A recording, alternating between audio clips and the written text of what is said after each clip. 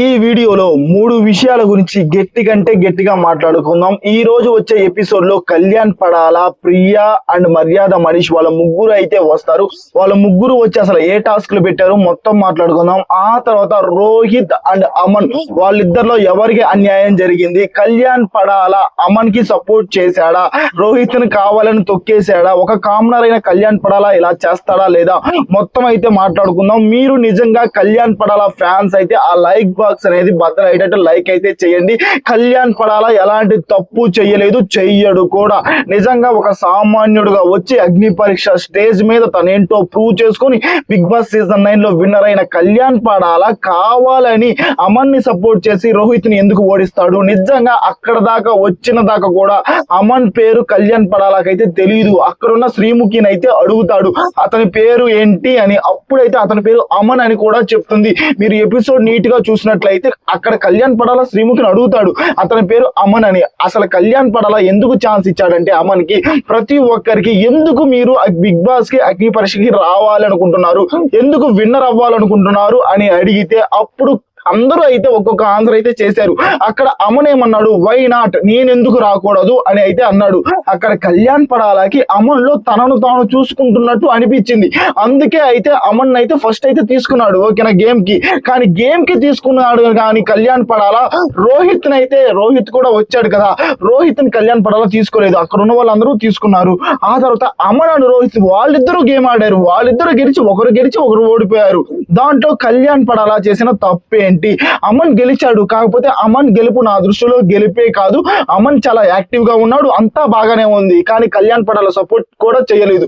ఇక్కడ రోహిత్ కే అన్యాయం జరిగింది. నిజం చెప్పాలంటే అక్కడ ఉన్న అభిజిత్ అయితే రోహిత్ కి అయితే ఒక ఛాన్స్ అయితే ఇచ్చాడు గేమ్ ఆడమని. రోహిత్ అయితే గేమ్ ఆడుతున్నాడు, అంతా ఓకే సూపర్ గా ఉంది వెల్. అక్కడ రోహిత్ చెప్పాడు నువ్వు ఫిజికల్ అవ్వద్దు, నేను కూడా ఫిజికల్ అవ్వను అని.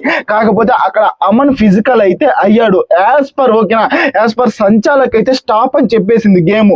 సంచాలక్ గేమ్ స్టాప్ చెప్పిన తర్వాత సంచాలకే మళ్ళీ గేమ్ స్టార్ట్ అని చెప్పాలి కదా. చెప్పక ముందే అమన్ అయితే రోహిత్ లో నుంచి 2 పిల్లోస్ అయితే తీసుకొని వేసుకున్నాడు.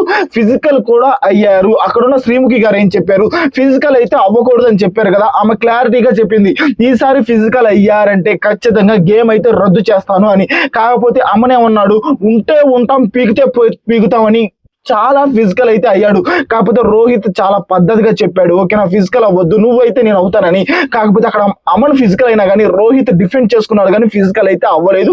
ఇక్కడ నిజంగా సంచాలక్ డిసిషన్ నాకు నచ్చింది. ఎందుకంటే అమన్ ఫిజికల్ అయ్యాడు. అక్కడ సంచాలక్ కానీ శ్రీముఖి గారు కానీ వాళ్ళందరూ చెప్పారు ఫిజికల్ అవ్వకూడదు అని. అయినా ఫిజికల్ అయిన అమన్ కే ఎక్కువ పిల్లోస్ ఉన్నాయని చివరిలో విన్నింగ్ ఇవ్వటం నాకైతే అస్సలు నచ్చలేదు. లిటరల్లీ ఇక్కడ రోహిత్ కే నిజంగా అన్యాయం జరిగింది. ఇది 100కి 100% నిజం. ఆ విషయం అభిజిత్ కూడా తెలుసు. అందుకే వెల్ ప్లేయర్ రోహిత్ అని అయితే అభిజిత్ కూడా అన్నాడు. ఆ తర్వాత అమన్ గెలిచేశారని చెప్పారు కదా, అమన్ కి అయితే విన్నింగ్ స్పీచ్ అయితే ఇచ్చారు. అమన్ విన్నింగ్ స్పీచ్ పర్లా బాగానే చెప్పాడు. ఆ తర్వాత కళ్యాణ్ పడాల అయితే ఇక్కడ ఉన్న కామనర్స్ నువ్వు ఏదైనా చెప్పాలనుకుంటున్నావా అని అంటే కళ్యాణ్ పడాల చెప్పిన మాటలు అయితే సూపర్ గా ఉన్నాయి. ఎక్సలెంట్, నీట్గా ఉండండి. ఇక్కడ మీరు ఎలా ఉంటున్నారన్నదే ముఖ్యం. ఇక్కడ జడ్జిలు చెప్పే ప్రతి పాయింట్ ఓకేనా, ప్రతి పాయింట్ క్లారిటీగా వినండి అని కళ్యాణ్ పడాల అయితే చెప్పాడు. ఆ తర్వాత అయితే ఒక్కొక్క మాట కళ్యాణ్ చెప్తున్న మాటలు నేను చెప్తున్నా ఇప్పుడు మీకు. కళ్యాణ్ పడాల ఫైటింగ్ స్పిరిట్ ఉండాలి అని చెప్పాడు. నిజంగా ఫైటింగ్ స్పిరిట్ అయితే ఉండాలా. ఏదైనా గేమ్ ఆడినా కానీ ఓడినా గెలిచినా కానీ ఒకేలా తీసుకునేలాగైతే ఉండాలి. ఆ స్పిరిట్ అయితే మీలో ఉండాలి అని కళ్యాణ్ పడాల చెప్పినప్పుడు నాకు కూడా నిజమే అనిపించింది ఓకేనా. ఆ తర్వాత కళ్యాణ్ అయితే వెళ్ళిపోయాడు. ముందు అసలు టాస్క్లు ఏం జరిగినాయి అంటే 3 టాస్క్లు జరిగినాయి. ఇప్పుడు కళ్యాణ్ టాస్క్ అయితే అమన్ కి రోహిత్ కి పిల్లోస్ టాస్క్, ఆ టాస్క్ గురించి అయితే చెప్పాను. ఫస్ట్ టాస్క్ అయితే రాజా కుమారి అండ్ అపూర్వ అండ్ చరణ్ వీళ్ళ ముగ్గురు అయితే ఆడారు. ఒక బెలూన్ ఉంటుంది, ఆ బెలూన్ అయితే గాలి అయితే కొట్టాలి ఓకేనా. గాలి కొట్టిన తర్వాత ఏ బెలూన్ అయితే పగలకుండా ఉంటుందో వాళ్ళైతే గెలిచినట్టు. నిజంగా చెప్తున్నా రాజా కుమారి గారు టాస్క్ అయితే బాగానే ఆడారు. కానీ ఒక పాయింట్ లో నాకు రాజా కుమారి గారు అస్సలు నచ్చట్లేదు. ఆ పాయింట్ ఏంటో కూడా చెప్తాను, వెయిట్ చేయండి. చివరిలో అయితే మంచి ట్విస్ట్ అయితే ఉంది, ఆ ట్విస్ట్ ఏంటో కూడా చెప్తాను. రాజా కుమారి గారు గేమ్ ఆడారు ఓకేనా. అక్కడ ఉన్న నెంబర్స్ తీసుకుంటున్నారు కదా, ఆ బెలూన్ పగలకుండా చిన్న నెంబర్ లో తీసుకోవచ్చు, పెద్ద నెంబర్ లో తీసుకోవచ్చు. కాకపోతే ఆమె పెద్ద నెంబర్ లో తీసుకున్నారు. 21, 17, 20 ఇలా పెద్ద నెంబర్స్ తీసుకున్నారు. ఆమె అయితే విన్ అయింది ఓకేనా. ఫస్ట్ అయితే అపూర్వ ఓడిపోయింది, చరణ్ ఓడిపోయారు, రాజకుమారి గెలిచింది. కాకపోతే గెలిచిన తర్వాత నిజంగా లిటరలీ బాయ్స్ నేను గెలిచాను చూడండి అని అనడం అయితే కొంచెం నాకు ఓవర్ అనిపిస్తుంది. అంటే ఈమె జీవితంలో కష్టపడింది, ఓకేనా, కష్టం పడలేదని నేను అనట్లేదు. అయితే ప్రతి పాయింట్ ఆఫ్ వ్యూలో బాయ్స్ నే తప్పన్నట్టు, ఓకేనా, బాయ్స్ నే రెచ్చగొట్టడం అదైతే నాకైతే అస్సలు నచ్చట్లేదు. నిజం చెప్పాలని లిటరలీ అస్సలు నచ్చలేదు. ఒకనొక సందర్భంలో నిన్న అనుకుంటా ఒక అమ్మాయి అయితే హెయిర్ కటింగ్ చేయించుకుంటుంది కదా, నవదీప్ గారి కోసం అయితే నేను గుండు కూడా కొట్టించుకుంటాను అని రాజకుమారి గారు అయితే అన్నారు. ఆ పాయింట్ కూడా నాకు అస్సలు నచ్చలేదు. ఆమె ఎన్నో స్ట్రగుల్స్ పడి ఇక్కడికి వచ్చింది. ఓకే, గేమ్ ఆడాలి కానీ ఇట్ట ఓవర్ డైలాగులు, ఓవర్ అంటే ఒక లవ్ ట్రాక్ డైలాగులు ఉంటాయి చూసావా, ఆ డైలాగులు అయితే రాజకుమారి గారి గురించి అయితే నేనైతే ఎక్స్పెక్ట్ అయితే చెయ్యట్లేదు. ఆమె ఎలా మాట్లాడతారని నాకైతే అసలు నచ్చలేదు. ఫర్దర్ గా అలా ఆమె బిహేవ్ చేసిందంటే ఆడియన్స్ కూడా నచ్చదు. ఇది 100కి 100% నిజం. కాకపోతే టాస్క్ అయితే రాజకుమారి గారు అయితే గెలిచారు. ఆ తర్వాత రెండో టాస్క్, ఫస్ట్ టాస్క్ వచ్చింది ప్రియా, రెండో టాస్క్ మర్యాద మనీష్. ఈయనైతే వచ్చాడు. ఈయనైతే దీపక్ అండ్ హేమంత్ అండ్ గాయత్రి వీళ్ళ ముగ్గురు మధ్య అయితే ఫిష్లు ఉంటాయి చూసారా, ఆ ఫిష్ టాస్క్ అయితే పెట్టాడు. ఆ ప్యానల్ తోటి ఆ ఫిష్లు అయితే వెళ్ళి దాంట్లో పడాలా, ఓకేనా, ఎవరు ఎక్కువ పడితే వాళ్ళు అయితే గెలిచినట్టు.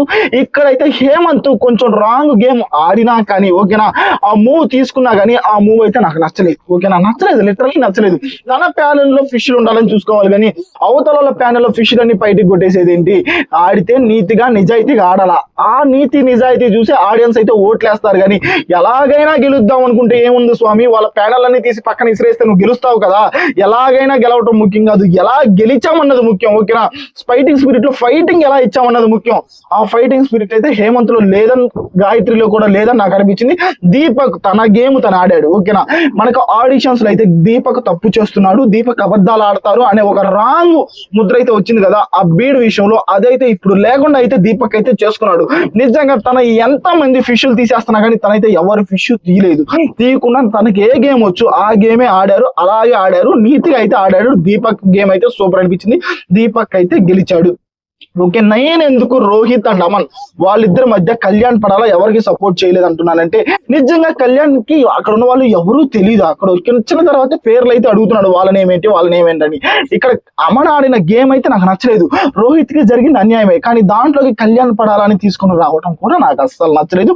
ఈ రోజు అయితే 3 టాస్కులు జరిగినాయి. ఆ 3 టాస్కుల్లో నాకు నిజమైన విన్నర్ ఎవరు అనిపించారు అంటే అమన్ అండ్ రోహిత్ లో నాకు విన్నర్ అనిపించింది మాత్రం రోహిత్. కాకపోతే అక్కడ ఉన్న జడ్జిలు వాళ్ళందరూ కలిసి అమన్ అయితే విన్నర్ ని చేశారు. ఆ తర్వాత రాజకుమారి గారు గెలిచారు, గుడ్, ఆమె కూడా బాగా ఆడారు, గెలిచారు. ఆ తర్వాత దీపక్ కూడా బాగా ఆడాడు, గెలిచాడు. ఇలాగైతే 3 టాస్కులు అయితే జరిగాయి. కళ్యాణ్ పడాల తప్పు చేశారని మాత్రం అనవద్దు. అతను ఎలాంటి తప్పు చేయలేదు. అమన్ చేసిందే తప్పు. అమన్ ని కావాలనే ఒక విన్నర్ మెటీరియల్ లా చూపించాలనుకుంటున్నారు అగ్ని పరీక్ష వాళ్ళు, స్టార్మా వాళ్ళు. నాకైతే అనిపిస్తుంది ఓవర్ బిల్డప్, ఓవర్ గా అతను డప్పు కొడుతున్నారేమో అని నాకు అనిపిస్తుంది. గేమ్ చూసి గేమ్ ఆడితే డప్పు కొట్టాలా, అంతేగాని గేమ్ తప్పు ఆడినా కానీ డప్పు కొట్టడం అయితే నాకైతే అస్సలు నచ్చలేదు. మరి మీకు నచ్చిందా లేదా కామెంట్ చేయండి. మీలో ఎంతమందికి రోహిత్ నచ్చాడు? నాకైతే నచ్చాడు.